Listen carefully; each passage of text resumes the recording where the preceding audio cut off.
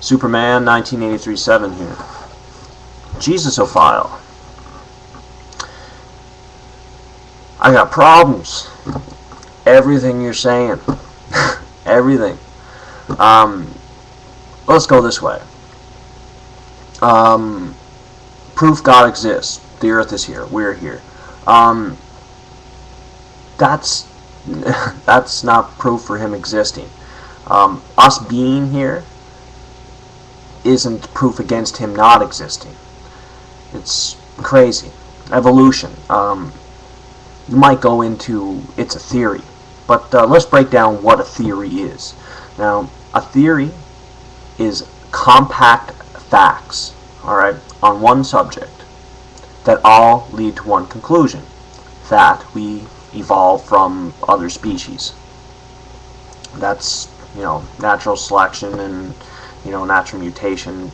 That's how we all come up from here. So, we have a theory, which, let's pretend it's a great big file folder, alright? Say it's about that thick, okay?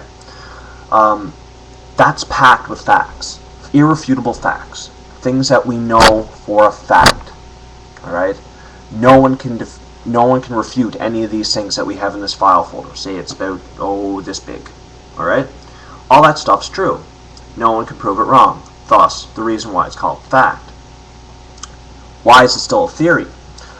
Well, the only thing with evolution is we'll have to find, actually no, we won't even have to find, we'll actually have to prove every link in the evolutionary chain,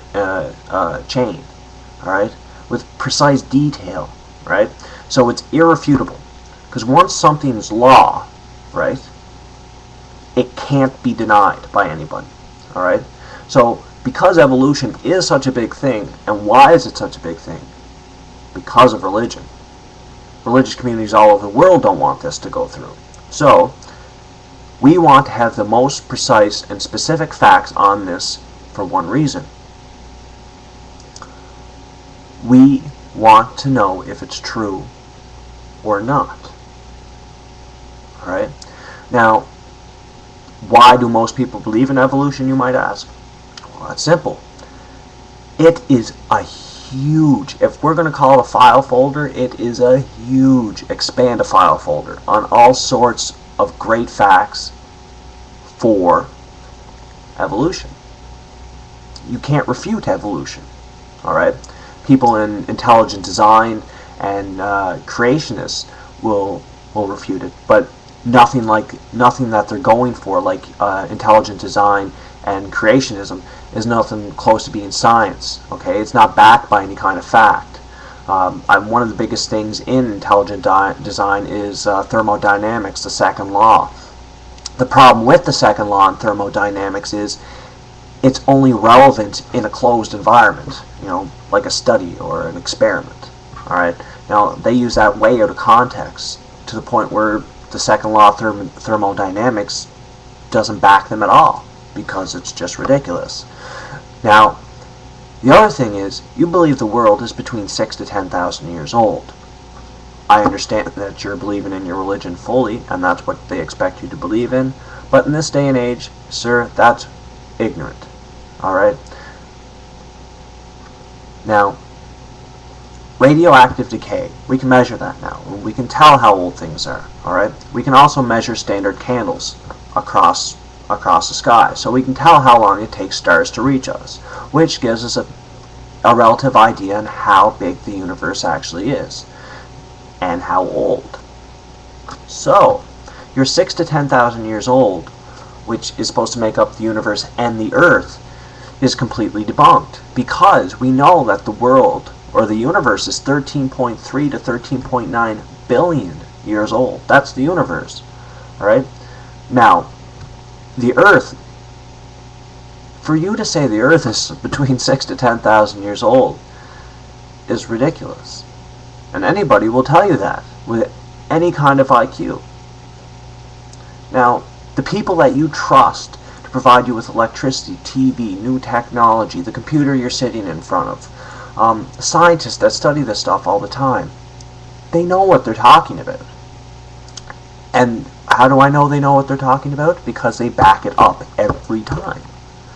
They don't just say, this works because. They say, this works, and this is how, and we'll walk you through steps. Alright? Ignorance, on your part, is a problem that I have, and the reason I made this video. I've seen other videos of yours, and they're dangerous. They are. You can't take a book that was written by 40 people over 1,500 years, take it to literal context, okay, and enforce it. Why?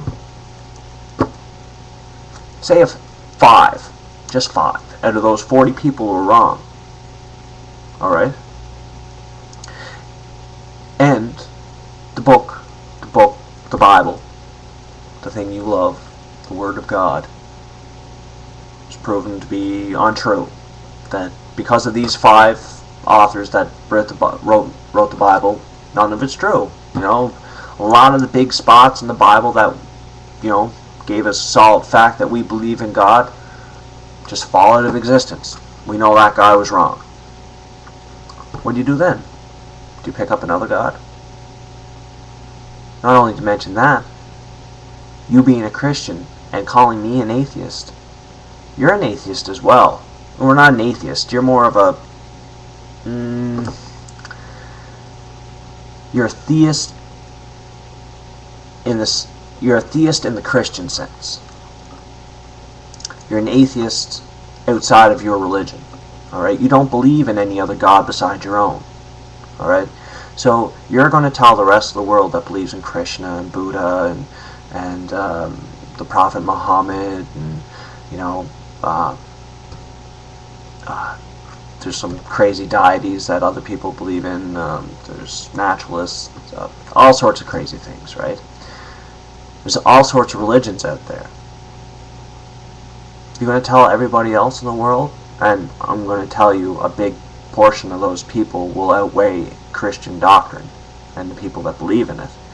Are you going to believe? Are you going to tell them that they're wrong? That their belief system is wrong? Well, you can't. Because Muslims, the people that you think are so crazy that are over there in Islam doing all this stuff, the jihad and everything, well, their belief system's based off your belief system, but they believe in a prophet, Muhammad.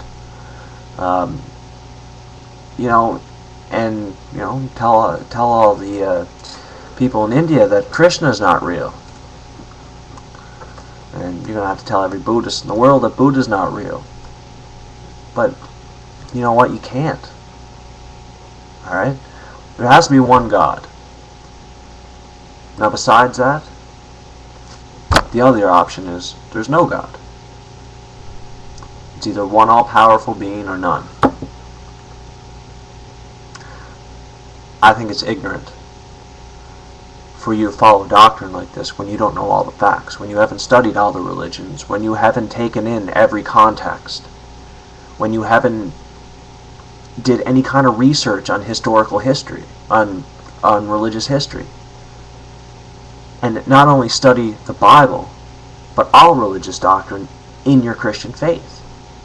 Then tell me if you believe in it. Anyway, I really, really think, if you want to debate with me more, I'm down. But I really think that you should probably spend some time looking into this. Because some people say ignorance is bliss. But it's more dangerous than anything. And some of the videos that you're making, you know, I hope God is watching over you, because someone's going to see your face someday with these videos that you're making, and you're not going to have you're not going to be in too good a shape after that. So watch the dangerous videos, buddy, and if you want to argue religion, do it with me. I'll do it all day.